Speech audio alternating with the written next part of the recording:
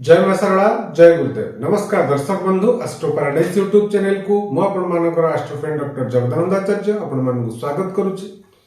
दर्शक बंधु, आज एपिसोड रे हम आलोचना करिबा 2025 मसिहा बिछा राशि पई केते शुभ रहिबो, केमिति रहिबो समानकर रोजगार पंथा, केमिति रहिबो पारिवारिक संपर्क, केमिति रहिबो दाम्पत्य जीवन रो सुख, केमिति रहिबो समानकर लव रिलेशन, आय व्ययर स्थिति केमिति रहिबो, कर्म क्षेत्र रे स्थिति तथा जॉब एवं बिजनेस रे समानकर स्थिति केमिति रहिबो आज हम आलोचना करिबा।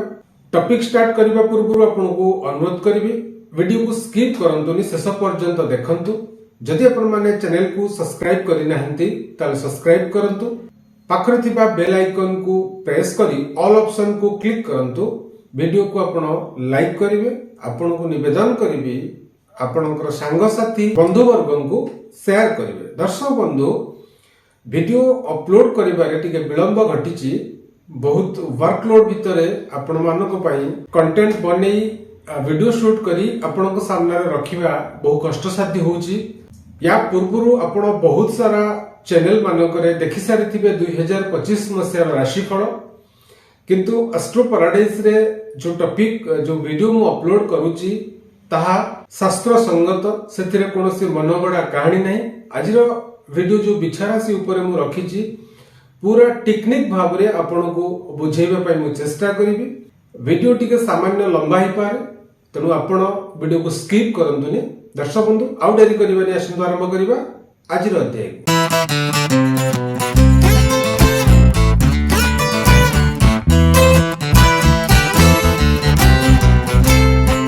दर्शक बंधु, 2025 मसीहार शुभाशुभ को विचार करने पूर्व आसंतु प्रथमे नजर पकाइबा बिछा राशि व्यक्ति विशेष मानकर स्वभाव, सेमानकर चरित्र, सेमानकर व्यक्तित्व केमिति रहिबो। राशि चक्रर अष्टम राशि होची बिछा राशि। बिछा राशि होची स्थिर संज्ञक राशि। बिछा राशि अधिपति ग्रह होचंती मंगल, इष्ट देवी बगलामुखी, इष्ट देव प्रभु श्री गणेश एवं बजरंगबाली।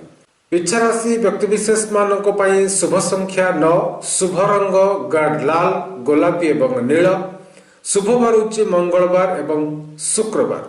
बिछा राशि व्यक्ति विशेष मानकर स्वभाव बा व्यक्तित्व को जदि आमे आलोचना चक्र को आनिबा ताहले एही राशि जात व्यक्ति माने उद्यमी, जितखोर, प्रतिशोध परायण होइथांती। एथि सहित कुटिल स्वभाव युक्त मध्य होइथांती। एमानंकर शैशव अवस्था बा बाल्य अवस्था बहु कष्टसाध्य होता है। निजर खल प्रकृति और क्रूर कर्म पाई जीवन रे गुड़िए अपजय माने अर्जन करिथांती। निजर कृतकार्य और आडंबर अन्य आगरे बखाणी आनंदित होती। भल गुण मध्य एमाने होचंती साहसी, दृढ़ मना, सहनशील एवं परोपकारी होइथांती। निजर विरोधी बा शत्रु माननकु सबु दिगरु परास्त करिबा पई एमाने सतचेष्टा करंती। बिछा राशि व्यक्ति विशेष कर प्रेम संपर्क बहु अधिक होता है, जहा द्वारा कि सेमानंकर दाम्पत्य जीवन रे अनेक समस्या देखा देता है। एमाने चतुर, सदा सतर्क, धैर्यशील, जत्नशील, गंभीर होगा संगे संगे हास्यप्रिय एवं प्रकृति प्रेमी होइथांती। एमाने मिष्टभाषी, अभिमानी, क्षणकोपी मध्य होइथांती। एही राशिर महिला मानक कथा हम जदि विचार करिबा, एही राशिर महिला माने खूब नीति संपन्ना, उच्चाभिलाषी होइथांती। दर्शक बंधु, 2025 मसिहा होची एक घड़ी संधिर समय, कारण ए 2025 रे चारोटी बड़ मुख्य ग्रहंकर परिवर्तन घटुची। शनि, राहु, केतु एवं देवगुरु बृहस्पतिंकर। तेणु जितेबाला चारोटी बड़ ग्रहंकर परिवर्तन आसे, जितेबाला चारोटी बड़ ग्रहंकर राशि परिवर्तन हुए बा सेमाने तांकर जगह परिवर्तन करंती, तांकर प्रभाव मध्य आम मानक ऊपर पड़िଥାଏ एवं तार किछि कुफल एवं किछि सुफल हमको प्राप्त होता है। दर्शक बंधु, प्रथमे आसंतु जानिबा बृहस्पतिंकर गोचर 2025 मसिया रे बिछा राशि पई केमितिका फल प्रदान करिवो, केते रहिबो पॉजिटिव एवं केते रहिबो नेगेटिव। देवगुरु बृहस्पति 2025 रे मे 15 तारिख पर्यंत ଆପଣଙ୍କ ରାଶି ଠାରୁ ସପ୍ତମ ସ୍ଥାନରେ ଗୋଚର କରିବେ। ଶାସ୍ତ୍ର କୁହନ୍ତି ଜାମିତ୍ରେ ସଂସ୍ତେ ବିପୁଳାଚ ଲକ୍ଷ୍ମୀ। ବୃହସ୍ପତି ସପ୍ତମ ସ୍ଥାନରେ ଗୋଚର କଲେ ଲକ୍ଷ୍ମୀ ପ୍ରାପ୍ତି କରାନ୍ତି ବା ଲକ୍ଷ୍ମୀ ପ୍ରାପ୍ତି ହୁଅନ୍ତି। ମୋଟାମୋଟି ଭାବରେ କହିବାକୁ ଗଲେ ବୃହସ୍ପତି ଆପଣଙ୍କର ଅଧୁରା ସ୍ୱପ୍ନକୁ ସାକାର କରିବେ, ପୂରଣ କରିବେ। ଯଦି କୌଣସି ଗୁରୁତ୍ୱପୂର୍ଣ୍ଣ କାର୍ଯ୍ୟ ଆପଣଙ୍କର ପେଣ୍ଡିଂ ରେ ଥାଏ ତାହେଲେ ମେ 15 ତାରିଖ ଭିତରେ ସେ କାର୍ଯ୍ୟରେ ଆପଣ ସଫଳତା ନିଶ୍ଚୟ ପାଇବେ। ଆପଣଙ୍କର ବିବାହ କ୍ଷେତ୍ରରେ ଯଦି ବାଧା ଆସୁଥାଏ, ବହୁତ ପ୍ରସ୍ତାବ ଆସିଲା ପରେ ଯଦି ଫାଇନାଲ ହେଇପାରୁନଥାଏ ତ ଆପଣଙ୍କୁ ସେ ସମସ୍ୟାର ମଧ୍ୟ ମୁକ୍ତି ମିଳିବ। ଅର୍ଥାତ୍ ଆପଣଙ୍କର ବିବାହ କାର୍ଯ୍ୟ ସମ୍ପାଦନ ହେବ, ଆପଣଙ୍କ ଘରେ ମାଙ୍ଗଳିକ କାର୍ଯ୍ୟ ନିଶ୍ଚିତ ଭାବରେ ସଂଗଠିତ ହେବ। ବୃହସ୍ପତି ଆପଣଙ୍କ ରାଶିର କେନ୍ଦ୍ରରେ ଗୋଚର କରୁଛନ୍ତି। ବୃହସ୍ପତି ସମେତ ଅନ୍ୟ ଶୁଭ ଗ୍ରହ ମାନେ ଯଦି କେନ୍ଦ୍ରରେ ଗୋଚର କରନ୍ତି ତାହେଲେ ଅନେକ ଶୁଭ ଫଳ ପ୍ରଦାନ କରିଥାନ୍ତି। ବୃହସ୍ପତି ଆପଣଙ୍କ ରାଶିର ସେକେଣ୍ଡ ଆଣ୍ଡ ଫିଫ୍ଥ ହାଉସର ଲର୍ଡ। ଦ୍ୱିତୀୟ ସ୍ଥାନ ଧନର ସ୍ଥାନ, ସଞ୍ଚୟର ସ୍ଥାନ, କୁଟୁମ୍ବର ସ୍ଥାନ। ପଞ୍ଚମ ସ୍ଥାନ ବିଦ୍ୟା ସ୍ଥାନ, ସନ୍ତାନ ସ୍ଥାନ। ତେଣୁ ବୃହସ୍ପତି ଆପଣଙ୍କ ରାଶି ପାଇଁ ଦ୍ୱିତୀୟ ଏବଂ ପଞ୍ଚମାଧିପତି। ଦ୍ୱିତୀୟ ପଞ୍ଚମାଧିପତି ହୋଇ ବୃହସ୍ପତି ଆପଣଙ୍କ ରାଶି ଠାରୁ ସପ୍ତମ ସ୍ଥାନରେ ଗୋଚର କରୁଛନ୍ତି, ଯାହା ମେ 15 ତାରିଖ ପର୍ଯ୍ୟନ୍ତ ରହିବ। ଏଣୁ ସପ୍ତମସ୍ଥ ବୃହସ୍ପତି ଆପଣଙ୍କୁ ଧନ ଉପାର୍ଜନରେ ବହୁତ ସହାୟ ହେବେ। ଆପଣ କିଛି ଅର୍ଥ ସେଭ୍ କରିବେ। ବିଭିନ୍ନ ଦିଗରୁ ବିଭିନ୍ନ ଉପାୟରୁ ଆପଣଙ୍କର ଇନକମ୍ ସୋର୍ସ ବଢିବ, ଆପଣ ଅର୍ଥ ଉପାର୍ଜନ କରିବେ। ଡେଲି ଇନକମ୍ ରେ ମଧ୍ୟ ଆପଣଙ୍କର ଅଗ୍ରଗତି ହେବ। ବୃହସ୍ପତି ସନ୍ତାନାଧିପତି ଓ ସନ୍ତାନ କାରକ ଗ୍ରହ ହୋଇଥିବା କାରଣରୁ ଆପଣଙ୍କର ଯଦି ସନ୍ତାନ ଉତ୍ପତ୍ତିରେ ବାଧା ଆସୁଥାଏ ସେ ସମସ୍ୟାର ସମାଧାନ ଘଟିବ। କିମ୍ବା ଯଦି ଆପଣ ବେବି ପ୍ଲାନିଂ କରୁଥାନ୍ତି ତାହେଲେ ଏହି ସମୟ ଆପଣଙ୍କ ପାଇଁ ବହୁତ ଶୁଭ ରହିବ। ବୃହସ୍ପତି ଆପଣଙ୍କୁ ଆଚିଭମେଣ୍ଟ ପ୍ରଦାନ କରିବେ, ସଫଳତାର ଗୋଟିଏ ଷ୍ଟେପ ଆପଣ ଆଗକୁ ଯିବେ। ବୃହସ୍ପତି ବିଦ୍ୟାଧିପତି ହୋଇ ଆପଣଙ୍କ ରାଶିର ସପ୍ତମ ସ୍ଥାନରେ ଗୋଚର କରୁଥିବା କାରଣରୁ ବିଦ୍ୟା କ୍ଷେତ୍ରରେ ବିଦ୍ୟାର୍ଥୀ ମାନେ ବହୁ ସଫଳତା ପାଇବେ। ଯଦି ଆପଣ ଉଚ୍ଚଶିକ୍ଷା ପାଇଁ କୌଣସି ଏଣ୍ଟ୍ରାନ୍ସ ବା କୌଣସି ଏକ୍ଜାମ ଦଉଛନ୍ତି ତାହେଲେ ଆପଣ ସେଥିରେ ମଧ୍ୟ ସଫଳତା ପାଇବେ। କମ୍ପିଟିସନରେ ମଧ୍ୟ ଆପଣଙ୍କୁ ସଫଳତା ପ୍ରାପ୍ତ ହେବ। ଏହି ସମୟରେ ଆପଣଙ୍କର ଲଭ ରିଲେସନ ଆଗକୁ ଯାଇପାରେ। ଆପଣଙ୍କର ମନପସନ୍ଦ ପାର୍ଟନର ସହିତ ଆପଣଙ୍କର ବିବାହ ସଂଗଠିତ ହୋଇପାରେ। ଯେଉଁମାନେ ଜବ୍ ଆଶାୟୀ ଅଛନ୍ତି ସେମାନଙ୍କୁ କିଛି ନା କିଛି ଜବ୍ ଏହି ସମୟ ମଧ୍ୟରେ ନିଶ୍ଚୟ ପ୍ରାପ୍ତ ହେବ। ପ୍ରମୋସନର ମଧ୍ୟ ବିଶେଷ ଯୋଗ ରହିଛି। ମେ 15 ପରେ ବୃହସ୍ପତି ଆପଣଙ୍କ ରାଶିର ଅଷ୍ଟମ ସ୍ଥାନରେ ସଞ୍ଚାର କରିବେ। ବୃହସ୍ପତି ଅଷ୍ଟମରେ ଗୋଚର କଲେ ବହୁତ କିଛି ସମସ୍ୟାରେ ଆପଣଙ୍କୁ ପଡିବାକୁ ପଡିପାରେ। ବହୁତ କିଛି ସମସ୍ୟା ଆପଣଙ୍କ ସାମ୍ନାକୁ ଆସିପାରେ। ଯେମିତିକି ଆପଣଙ୍କ ଲଭ ରିଲେସନରେ କିଛି ଦ୍ୱନ୍ଦ୍ୱ ଦେଖାଦେବ। କର୍ମକ୍ଷେତ୍ରରେ ସହଯୋଗୀ ମାନଙ୍କ ସହିତ ମତମତାନ୍ତର ରହିବ। ବିଭିନ୍ନ ଦିଗରୁ ଆସୁଥିବା ଅର୍ଥରେ ରୋକ ଲାଗିବ। ପରିବାର ମଧ୍ୟରେ ମତମତାନ୍ତର କିଛି ବିଶେଷ କାରଣ ନଥାଇ ଆର୍ଗୁମେଣ୍ଟ ରହିବା, ଏସବୁ ବୃହସ୍ପତିଙ୍କର ଅଷ୍ଟମ ଗୋଚରରେ ଆପଣଙ୍କୁ ପ୍ରାପ୍ତ ହେବ। ଏଥିସହିତ ବୃହସ୍ପତି ଆପଣଙ୍କର ବ୍ୟୟଭାବକୁ ଦୃଷ୍ଟି ଦେଉଥିବା କାରଣରୁ ହଠାତ୍ କିଛି ନା କିଛି ଖର୍ଚ୍ଚ ଆପଣଙ୍କୁ ବ୍ୟସ୍ତ ବିବ୍ରତ କରିବ। ଏଥିସହିତ ବୃହସ୍ପତି ମଧ୍ୟ ଆପଣଙ୍କୁ ଦୂରଯାତ୍ରା କରାଇ ପାରନ୍ତି। ଅଷ୍ଟମ ଭାବ ସାଧନାର ଭାବ ତଥା ଆୟୁର ଭାବ ଅଟେ। ଏଣୁ ବୃହସ୍ପତି ଆପଣଙ୍କୁ ସାଧନାରତ କରାଇବେ। ଅର୍ଥାତ୍ ଆପଣ ବିଶେଷ ଭାବରେ କୌଣସି ଧାର୍ମିକ ଅନୁଷ୍ଠାନ ସହିତ ଜଡ଼ିତ ରହିବେ।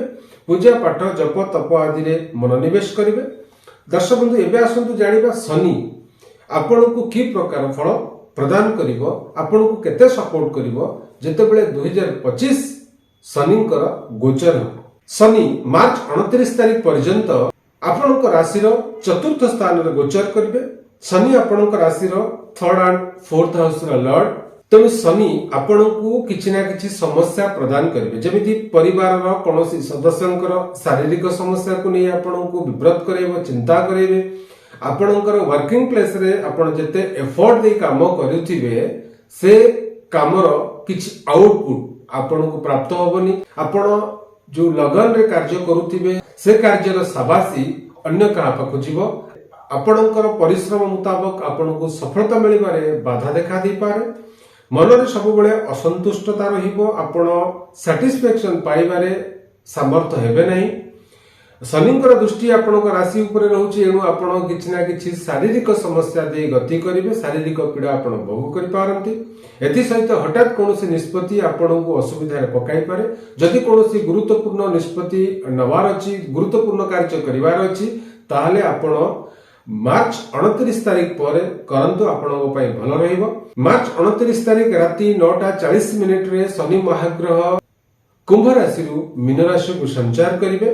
शनि पंचम भाव रे संचार करिवार अर्थ विद्यार्थी मानकर एजुकेशन फैक्टर को ग्रो करिवे। विद्या क्षेत्र रे पाठ पढ़ा रे आसुथिबा समस्या दूर हो। विद्या क्षेत्र में आपण करिथिबा परिश्रमर फल आपको निश्चय प्राप्त हबो। आपण जदि आउ टिके परिश्रम करिवे ताहले आपनको विद्या क्षेत्र में आहुरी अनेक सफलता प्राप्त हबो। शनिकर दृष्टि आपणक राशि एकादश स्थान उपर रहिबो। एकादश स्थान आय बा लाभर स्थान अटे। एणु आपणक कर्म संस्थान रे आशानुचित लाभ प्राप्त करिवे। आपणकर डेली इनकम रो सोर्स धीरे धीरे विस्तार हबो। आपणकर प्रॉफिट अग्रगति करिवो। एबे आसंतु जानिबा राहु एवं केतु आपणक पई केते पॉजिटिव रहिबे आ केते नेगेटिव रहिबे। राहु में 18 तारिख पर्यंत आपणक राशि रो पंचम भाव रे गोचर करिवे। केतु एकादश स्थान रे गोचर करिवे। राहुकर गोचर आपणक राशि पई सेते खास रहिबो नाही। विशेष भाव रे आपणक लव रिलेशन रे प्रॉब्लम आसी पारे। दाम्पत्य जीवन रे अनेक समस्या सृष्टि ही पारे। एमिति कि आपणकर ब्रेकअप मध्ये होई पारे। विद्यार्थी मानकु पथभ्रष्ट कराइबारे राहु बहुत गुरुत्वपूर्ण भूमिका ग्रहण करिवो। बिछा राशि पाई मे 18 तारिख पर्यंत राहुकर स्थिति भलो रहिबो नाही। राहु आपणकु प्रत्येक क्षेत्र में डाइवर्ट करेबे। मनरे अजना भय सृष्टि करेबे। कुसंगर प्रभाव पकेबे। विद्यार्थी मानकर मन चंचल रहिबो। अन्य मनस्कता देखा देबो जहा फल कि विद्या क्षेत्र में सामान्य असुविधा रे सम्मुखीन होबाक पड़िबो। मे 18 तारिख पर राहु आपणक राशि चतुर्थ स्थान को गोचर करिवे। राहुकर जते सब नेगेटिविटी रहितिला, जते सब कुप्रभाव आपण भोग करूतिले सेथिरु आपणकु मुक्ति मिलिबो। जो संपर्क रे आपणकर पूर्णछेद पड़ितिला पुनराय से संपर्क गढ़ी उठिबो। नुआ किछि करिवार झुंक आपणक मन को आसीबो एवं किछि नुआ करी समस्त को चकित कराई पारंती। एथि सहित आपणक जीवन शैली रे किछि परिवर्तन आसीबो। जदि आपण कार्य क्षेत्र को परिवर्तन करिबा पई चाहंती ताले आपणक सफलता निश्चय मिलिबो।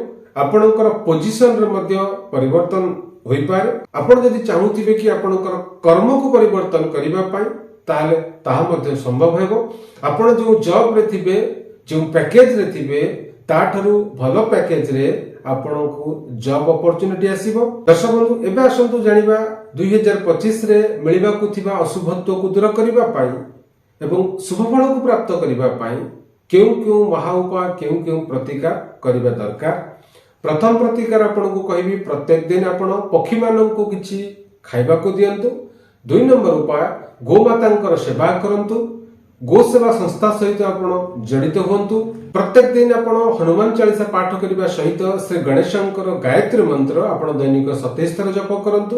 प्रत्येक दिन स्नानादि कर्म परे भगवान सूर्य नारायण को जल समर्पण करंतु। जो जल समर्पण करिवे सेतिर अल्प रक्त चंदन मिशाई अर्पण करंतु। आपनको अनेक शुभ फल प्राप्त हो। एथि सहित प्रत्येक मंगलवार अस्वस्थ वृक्ष मूल मीठा जल समर्पण करंतु एवं राशि तेलर दीपटीए लगाई 5 ରୁ 10 मिनिट आपण से अस्वस्थ गछ छाई रे बसंतु। या करबा द्वारा 2025 रे आसुथिबा अशुभत्व को हमें दूर करि पारिबा। एथि सहित हमकु शुभ फल प्राप्त होई पारिबो। दर्शक बंधु ए तिला 2025 मसिया पाई जो मुख्य 4टी ग्रहंकर परिवर्तन घटुची ता द्वारा बिछा राशि को की प्रकार प्रभाव पड़िबो। आशा करिबी आजिर अध्याय आजिर टॉपिक आपनको भलो लागिथिबो।